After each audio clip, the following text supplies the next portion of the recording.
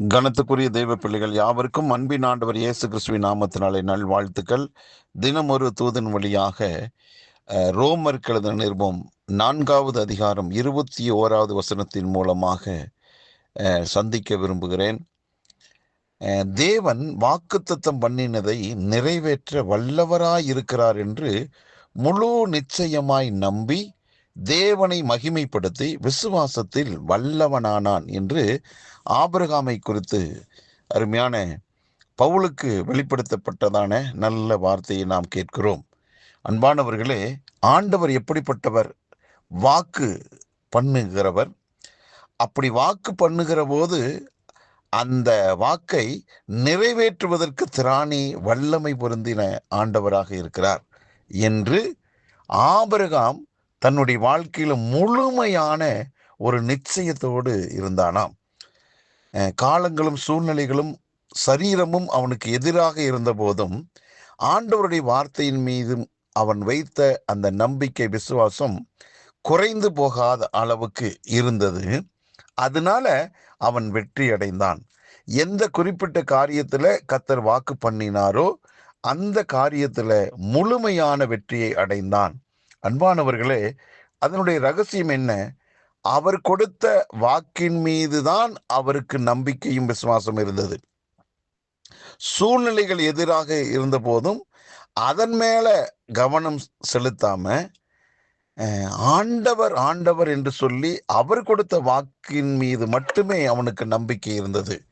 ஆகவே அந்த நம்பிக்கை வீண் போகாத அளவுக்கு அவனுடைய வாழ்க்கையில மிகப்பெரிய ஒரு மாற்றத்தை, ஒரு திருப்பத்தை உண்டு பண்ணினது. இன்றளவும் ஆபிரகாமுக்கு நடந்த அற்புதங்களை நாம் பேசிக்கொண்டிருக்கிறோம் என்றால் ஆபிரகாமுக்குள்ள இருந்த அந்த விசுவாசம் மட்டுமே. ஆகவே இன்றைக்கும் முடியாது என்று சொல்லுகிற எத்தனையோ விஷயங்களிலே ஆண்டவருடைய வாக்கு மட்டும் நமக்கு கிடைத்திருந்தால் அந்த விஷயம் நிச்சயமாக நடக்கும் என்பதிலே சந்தேகமே இல்லை. அன்பானவர்களே, நாம் எதிர்பார்த்து காத்திருக்கின்றதான காரியம் எவ்வளவு பெரியது, இதெல்லாம் நடக்குமா என்று அந்த காரியத்தை குறித்து ஆராய்ச்சி செய்வதை நாம் விட்டுவிட்டு அந்த குறிப்பிட்ட காரியத்திலே கர்த்தரின் வாக்கு என்ன சொல்லுகிறது, அவர் வார்த்தை என்ன சொல்லுகிறது என்று அதில் நம்முடைய மனது கவனம் போனால் நன்றாக இருக்கும்.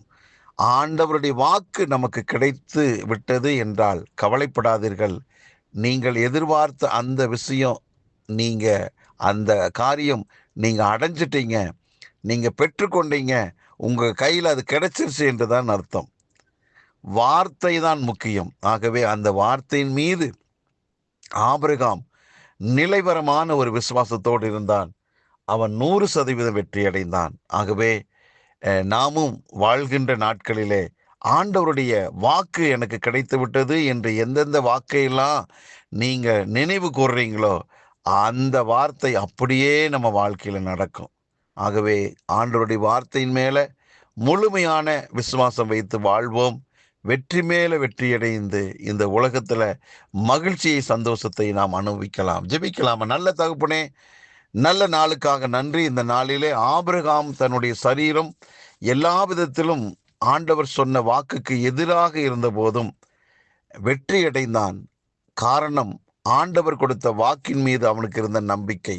எங்கள் வாழ்விலும் ஆண்டவரே, சூழ்நிலைகளை நாங்கள் பார்க்காதபடி உங்க வார்த்தையின் மீது மட்டுமே நாங்கள் கவனம் செலுத்தி அதன் மூலமாக நாங்கள் வெற்றி அடைய எங்கள் வாழ்வை உங்கள் கரத்தில் ஒப்புக் கொடுக்கிறோம். இதை கேட்டுக்கொண்டிருக்கிற எல்லாருடைய வாழ்விலும் வெற்றியும் சந்தோஷமும் உண்டாவதாக வாழ்த்துகிறேன், ஆசீர்வதிக்கிறேன். இந்த நாளும் எங்கள் வாழ்விலே வெற்றியின் நாளாக அமையட்டும். இயேசு கிறிஸ்துவின் நாமத்தை ஜெபிக்க நல்ல பிதாவே, ஆமேன், ஆமேன்.